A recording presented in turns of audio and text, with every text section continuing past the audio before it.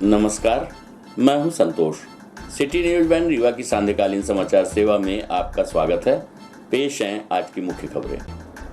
नवनिर्मित पुलिस महानिरीक्षक कार्यालय सहित बिछिया एवं पनवार थाने का किया गया वर्चुअल लोकार्पण। रीवा सहित मध्य प्रदेश में 1500 से अधिक थानों का एक साथ हुआ उद्घाटन। केंद्रीय गृह मंत्री अमित शाह, मुख्यमंत्री शिवराज सिंह चौहान ने किया वर्चुअल लोकार्पण। रीवा के नवनिर्मित पुलिस महानिरीक्षक कार्यालय तथा बिछिया और पनवार थाना भवन का आज लोकार्पण किया गया। इस अवसर पर जिला एवं जोन के विभिन्न पुलिस अधिकारियों सहित जनप्रतिनिधि मौजूद रहे। इस कार्यक्रम में रीवा सांसद जनार्दन मिश्रा एवं सतना सांसद गणेश सिंह सहित पूर्व मंत्री राजेंद्र शुक्ला, राज्य मंत्री प्रदीप पटेल, एडीजीपी केपी वेंकटेश्वर राव, संभाग आयुक्त अनिल सुचारी, कलेक्टर मनोज पुष्प, एसएसपी नवनीत भसीन, सतना एसपी आशुतोष गुप्ता, जिला अध्यक्ष अजय सिंह, विधायक केपी त्रिपाठी, जिला पंचायत अध्यक्ष नीता कोल एवं सीओ स्वप्निल वानखेड़े सहित अन्य अधिकारी एवं कर्मचारी सहित आमजन उपस्थित रहे। आपको बता दें कि आज रीवा एजी कार्यालय सहित बिछिया एवं पनवार थाने का लोकार्पण किया गया है। साथ ही मध्य प्रदेश में 1500 से अधिक नवीन थानों का वर्चुअल लोकार्पण केंद्रीय गृह मंत्री अमित शाह तथा मुख्यमंत्री शिवराज सिंह चौहान, गृह मंत्री नरोत्तम मिश्रा के द्वारा किया गया। रीवा के सिरमौर चौराहे के समीप 2 करोड़ 63 लाख की लागत से सर्व सुविधा युक्त आईजी कार्यालय का निर्माण कराया गया है, जिसमें विभिन्न हाईटेक सुविधाएं उपलब्ध कराई गई है।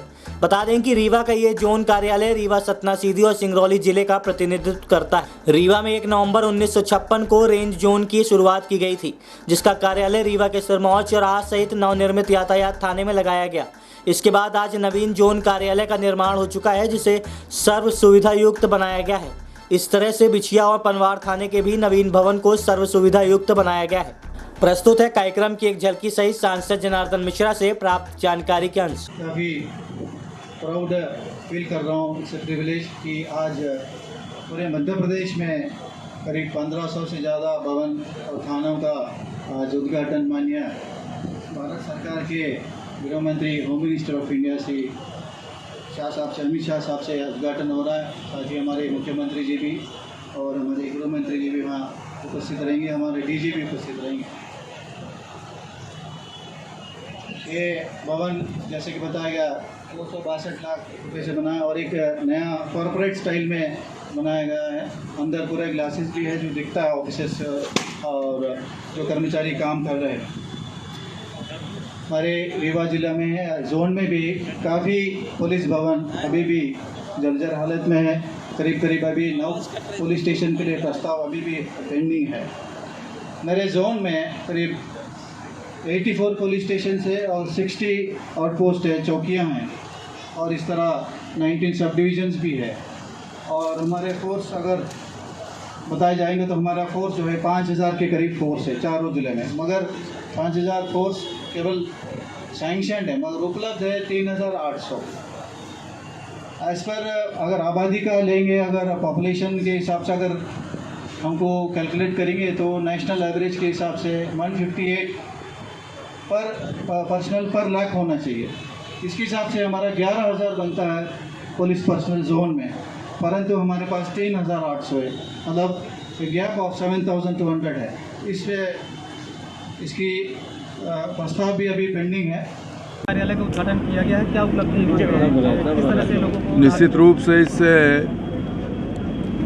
पुलिस कर्मियों में को काम करने में काफ़ी एक अच्छे वातावरण का अनुभव होगा और एक अच्छा वातावरण मानसिक रूप से आदमी को स्वस्थ बनाता है और काम करने में अभिरुचि पैदा करता है और इस दृष्टि से पुलिस की गुणवत्ता में सुधार होगा, विस्तार होगा और उनकी जीवन शैली, जीवन स्तर दोनों सुधरेगा।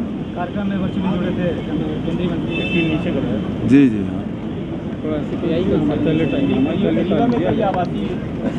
जी हाँ कई आवास नहीं, उनको भी 25,000 आवास बनाने, अभी तो 12,000 बने हैं। 12,000 में रीवा के भी और भी शामिल हैं, वो सब बनेंगे। और मध्य प्रदेश सरकार और शिवराज सिंह चौहान जी के नेतृत्व में मुझे पूरा भरोसा है कि उन्होंने जो संकल्प व्यक्त किया है कि किसी भी पुलिसकर्मी को बिना आवास के नहीं रहने देंगे, वो संकल्प पूरा करेंगे। पुलिस के अवकाश के लिए आप लोग क्या कर रहे हैं, क्योंकि कांग्रेस सरकार ने साप्ताहिक अवकाश की भी घोषणा की? अब वो मध्य प्रदेश सरकार निश्चित रूप से पुलिसकर्मियों के हित में निर्णय ले रही है, वो उनके हित में ही होगा। नारकीय जीवन जीने को मजबूर निराला नगर बस्ती के बाशिंदे। शहर के वार्ड क्रमांक 9 के निराला नगर बस्ती में रहने वाले लोग नारकीय जीवन जीने को मजबूर हैं। यहां रहने वाले लोग सड़क व पानी की मूलभूत सुविधाओं से वंचित हैं। सड़कें ना बनी होने से इलाके में जल भराव हो रहा है, जिससे लोगों को आवागमन में परेशानी हो रही है। इलाके में मच्छर पनप रहे हैं, इस कारण संक्रमण फैलने का भी खतरा बना हुआ है। वार्ड में रहने वाले लोगों ने बताया कि यहाँ पेयजल का कोई इंतजाम नहीं है, ऐसे में लोगों को गंदा पानी पीकर गुजारा करना पड़ता है। इस इलाके में बिजली के पोल भी नहीं लगे हैं, इस कारण लोगों ने काफ़ी दूर से बिजली लाइन डालकर कनेक्शन लिए हैं, जिसमें ठीक से वोल्टेज भी नहीं मिलते। बरसात के मौसम में लोग परेशान हो रहे हैं। वहीं बस्ती में गंदगी का अंबार लगा हुआ है। लोगों ने कहा कि वह इस समस्या को लेकर कई बार नगर निगम कार्यालय व प्रशासनिक अधिकारियों के पास पहुंच चुके हैं। बता दें कि रीवा जिले में पिछले 36 घंटों से लगातार हो रही बारिश, जिसमें पूरी बस्ती में जल भराव की स्थिति निर्मित है। स्थानीय निवासियों की माने तो आज तक उन्हें प्रधानमंत्री आवास योजना का लाभ भी नहीं मिला है, मगर प्रशासनिक वादे की ओर देखें तो हर व्यक्ति तक प्रधानमंत्री आवास पहुंचाने के दावे किए जाते रहे हैं। हमारा नाम बिटोल। क्या परेशानी है? परेशानी ये है रहने बसने की, ये झुग्गी झोपड़ी बारिश में हम रह नहीं पाते हैं। बुढ़े आदमी कीचड़ माटी में गिर जाते हैं। राकेश बंसल। तो यहाँ पे ना स्कूल है बच्चों के लिए, ना तो यहाँ रोड है, ना तो घर है, ना ज़मीन है। हम लोग कम से कम यहाँ 50 साल से हमारे माँ बाप हम लोग झुग्गी झोपड़ी में रहते हुए हैं, बगैर क्योंकि यहाँ पे कोई सेवा उपलब्ध नहीं है। हमारा लल्लू बंसल। कौन सी बस्ती है?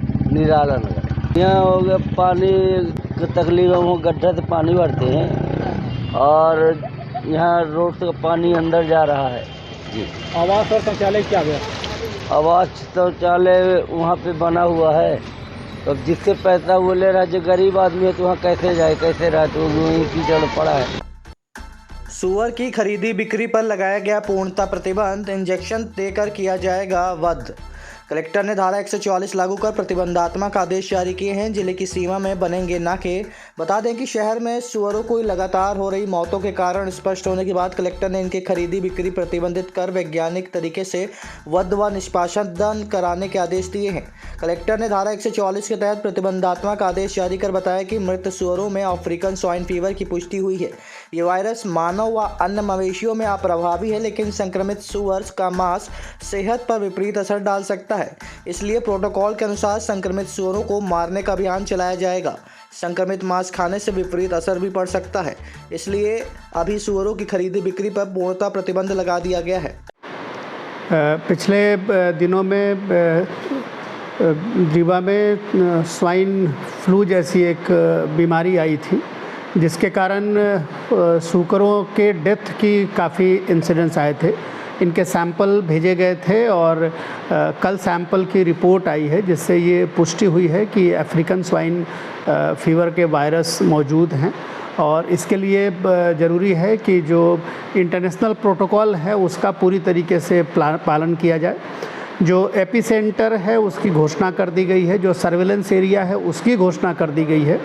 उसके अनुसार वेटनरी, रेवेन्यू, पुलिस और नगर निगम की टीम मिलकर उस इलाके में कलिंग का काम करेगी, सर्विलेंस का काम करेगी और उसके बाहर का जो इलाका है जहां पर सर्विलेंस करना है वहां पर बीमारियों के पूरी सर्विलेंस की व्यवस्था होगी। ये आज से ही काम शुरू किया जा रहा है। इसके अलावा पूरे ज़िले में किसी भी तरह के शूकर के मांस के विक्रय पर, उसके व्यापार पर और उसकी आवाजाही पर प्रतिबंध लगा दिया गया है। ये अत्यंत आवश्यक है क्योंकि ये बीमारी काफ़ी इन्फेक्शस है और बहुत कम समय में ही बीमारी फैलती है और जानवर की डेथ हो जाती है। इससे बचाव का एक यही तरीका है कि हम इस इंटरनेशनल प्रोटोकॉल का सख्ती से पालन करें। हमने नगर निगम और रेवेन्यू की टीम को कहा है कि शाम के समय अभी सेकेंड हाफ में नगर निगम में जो पालक हैं उनकी एक बैठक भी कर लें, ताकि उनको भी इस प्रोटोकॉल की पूरी जानकारी दी जाए। आप सभी से अपील है कि इस पर पूरा सहयोग प्रदान करें और किसी भी तरह का मूवमेंट अगर दिखता है जानवर का या उनके व्यापारियों का या उनके बेचने, खरीदने या उसके मांस को खाने की कोई सूचना मिलती है तो इसकी जानकारी ज़रूर दें। आप सभी से निवेदन है कि सहयोग करें। आप सभी के सहयोग से हम इस बीमारी से पूरी तरीके से मुक्त हो जाएंगे। प्रॉपर्टी डीलर के अपहरण एवं मारपीट के मामले में कड़ी कार्रवाई की मांग। सैकड़ों लोगों ने एसपी कार्यालय का किया घेराव, सौंपा ज्ञापन, जल्द गिरफ्तारी की मांग। बीते दिनों एक जमीनी विवाद को लेकर युवक का अपहरण एवं मारपीट के मामले में कड़ी कार्रवाई की मांग को लेकर पीड़ित के परिजनों सहित समाज के लोगों द्वारा आज एसपी कार्यालय का घेराव किया गया। पीड़ित के परिजनों सहित सैकड़ों लोगों ने एसपी कार्यालय पहुंचकर ये मांग की है कि आरोपियों ने जिस तरह से घटना को अंजाम दिया है उसमें अपहरण सहित जान से मारने का प्रयास किया गया है, लेकिन पुलिस ने उन धाराओं की उपेक्षा की है। घेराव कर रहे लोगों की मांग है कि आरोपियों के खिलाफ गंभीर धाराओं के तहत कार्रवाई करते हुए जल्द गिरफ्तारी की जाए। परिजनों का कहना है कि एक वकील के माध्यम से फोन लगाकर फरियादी राकेश रतन पटेल को बुलाया गया। इसके बाद आरोपी एकत्रित होकर फरियादी को बंदूक की नोक पर बंधक बनाकर ले गए, जहां फरियादी को निर्वस्त्र कर उसके साथ जमकर मारपीट की गई और फिरौती की रकम भी मांगी गई, जबकि थाने में आरोपियों के खिलाफ अभी तक कोई कार्रवाई नहीं की गई है। परिजनों की मांग है कि आरोपियों के खिलाफ जान से मारने का प्रयास एवं अपहरण का मामला दर्ज कर कार्रवाई की जाए। इस दौरान पूर्व सांसद देवराज सिंह पटेल, कांग्रेस के नेता रमाशंकर सिंह पटेल, कुंवर सिंह सहित अन्य जनप्रतिनिधिगण शामिल रहे। प्रस्तुत है पीड़ित के भाई से प्राप्त जानकारी के अंश। आज आप लोग सब लोग एसपी कार्यालय पहुंचे हैं, क्या मामला क्या है, क्या हो गया? मेरे भाई के साथ एक घटना घटी है जो कि प्रॉपर्टी डीलिंग का काम है, रीवा में करते हैं, क्या बोलते हैं, जोरी में। उनको नवीन तिवारी द्वारा फ़ोन करके बुलाया गया था 16 तारीख को 10 बजे। फिर वहाँ से 4-5 लोग द्वारा कट्टा के जरिए उनको वहाँ ले गया राजमहल गार्डन। वहाँ पर उन्हें नंगा करके वीडियो बनाया गया। फिर उसके बाद राड और लाठी से मारा गया है, जो कि पैर यहाँ पुट्ठा उठा है, एक साइड का पूरा हाथ और पैर फ्रैक्चर हो गया है। नहा में उनके पैर वाले में जो कि बिरंची या चाकू से हुए किए गए हैं, गाड़ दिए गए हैं, तो नहा भी खराब हो गया है। उनका मतलब विवाद क्या था उनका? विवाद जमीनी लेके विवाद था, विवाद कुछ नहीं था, जमीनी मुद्दा था प्रॉपर्टी का। आरोपी जो है वो क्या चाहते थे कि मतलब वहाँ बुलाए थे कि समझौता करे थे और वो करेंगे, फिर इसके बाद वहाँ मारपीट किए हैं। फिर वहाँ करने के बाद जब लोग एसपी कार्यालय आए हैं, कई लोग आए हैं, क्या चाहते हैं आप? हम चाहते हैं न्यायिक जांच हो, सही रिपोर्ट उसमें कायम हो, मुकदमा। क्या आरोपी पकड़े गए हैं अभी? नहीं पकड़े गए। कौन है आरोपी? आरोपी ईश्वरराज सिंह, विनय सिंह बघेल, पवन द्विवेदी, पीयूष मिश्रा। आपका क्या नाम है? अजय सिंह। कौन लगते हैं आप? भाई। नगर निगम परिषद अध्यक्ष ने ली पार्षदों की बैठक। पेयजल और जल निकासी का छाया रहा मुद्दा। जोन क्रमांक 1 के 12 पार्षदों की बैठक में विभिन्न निर्माण कार्यों की स्वीकृति पर हुई चर्चा। रीवा नगर निगम में स्पीकर की बैठक के बाद आज एक बार फिर नगर निगम परिषद अध्यक्ष वेंकटेश पांडे के द्वारा विभिन्न पार्षदों की बैठक ली गई। बैठक के दौरान जोन क्रमांक 1 के सभी पार्षदों सहित कुछ अन्य पार्षद भी शामिल हुए, जिसमें पुराने निर्माण कार्यों को जल्द पूरा करने के साथ साथ नए विकास कार्यों की स्वीकृति पर भी चर्चा की गई। बैठक में सभी वार्डों में एक ही समस्या पर अधिक चर्चा होती दिखाई दी, जिसमें पेयजल एवं जल निकासी को लेकर चर्चा की गई। इस दौरान परिषद अध्यक्ष ने कहा कि अमृत 2 योजना के अंतर्गत 90 करोड़ रुपए का कार्य होना शेष है, जो जल्द शुरू किया जाएगा। इसमें पेयजल संकट लगभग समाप्त हो जाएगा। इसी तरह से विभिन्न मुख्य मार्गों के निर्माण को लेकर भी चर्चा की गई, जिसके कारण वार्डों में हो रहे जल निकासी की समस्या से निजात मिल सके। परिषद अध्यक्ष वेंकटेश पांडे ने कहा कि जिन वार्डों में पूर्व से भूमि पूजन कार्य हो चुके हैं, उनका दोबारा भूमि पूजन न कराया जाए और कार्य में प्राथमिकता दी जाए। इस दौरान बैठक में मौजूद नगर निगम के अधिकारी एवं कर्मचारियों को भी निर्देश जारी किए गए हैं कि वार्डों में आने वाली समस्याओं को प्राथमिकता से निराकरण करने के लिए वार्ड पार्षदों से प्रस्ताव लेकर कार्य जल्द शुरू किए जाएं। प्रस्तुत है नगर निगम अध्यक्ष वेंकटेश पांडे से प्राप्त जानकारी के अंश। आज हमने अपने जोन क्रमांक 1 में जितने भी पार्षद हैं, करीब हमारे जोन क्रमांक 1 में 12 वार्ड आते हैं, उन सब पार्षदों को हमने बुलाया था और कुछ में से कुछ हमारे नए पार्षद जीत के भी आए हुए हैं नई परिषद में। तो उन सबको बुला करके अधिकारियों से मुलाकात करा करके और उनके वार्डों में कौन से काम चल रहे हैं, कौन से कामों की उनको आवश्यकता है, वो सब अधिकारियों से जानकारी दिलाई गई और जो काम वो आगे चाह रहे हैं उसका उनसे प्रस्ताव लिया गया है। आयुक्त के माध्यम से उसका हम लोग एक टेंडर करवा करके, एस्टिमेट बना करके टेंडर करा के आगे उनके वार्ड का विकास हो, उसी संबंध में एक बैठक की गई। इसमें पानी के भी अधिकारियों को बैठाया गया था, वो भी थे, और बिजली से संबंधित स्ट्रीट लाइट उनके भी अधिकारी थे, सब लोग थे। पर ज़्यादा चर्चा हो रही है, ये पेयजल को लेकर काफ़ी संकट बताया जा रहा है। पुराने रीवा में पेयजल का संकट तो ऐसा विशेष नहीं बता रहे हैं, कहीं ये पुराने रीवा में बता रहे हैं कि कहीं पे पानी की सप्लाई थोड़ा कम आ रही है, फोर्स कम है, और कुछ पाइपलाइनें बहुत पुरानी है जो ख़राब हो गई हैं, तो कहीं कहीं थोड़ा उसमें दूषित पानी आ रहा है, तो उनको रिप्लेस करने की बात आ रही है। केवल पुराने रीवा में ही समस्या ज़्यादा समझ में आ रही है, और पुराने हैंडपम्पों की बहुत डिमांड आई है।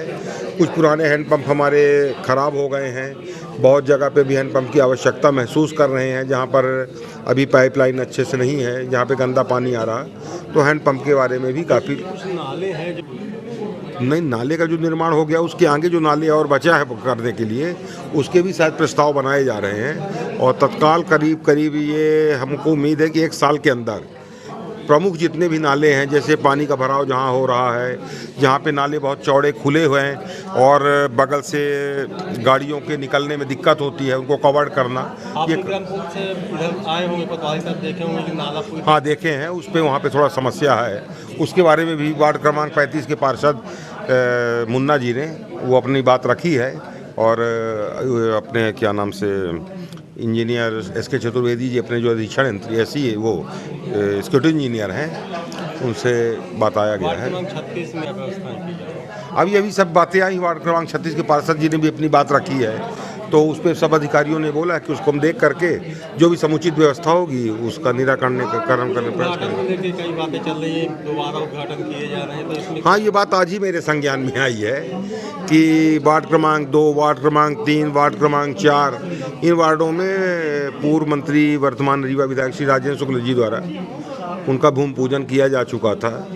कुछ योजनाओं के तहत वो पैसा भी शासन से उन्होंने उपलब्ध कराया था, तो पता चला कि शायद महापौर जी भी उसमें भूमि पूजन करने गए थे, तो दूसरी बार भूमि पूजन करने गए। कारणों का समाज सेवी बीके माला ने लगाया गंभीर आरोप, विधायक और सीओ के वायरल ऑडियो का मामला।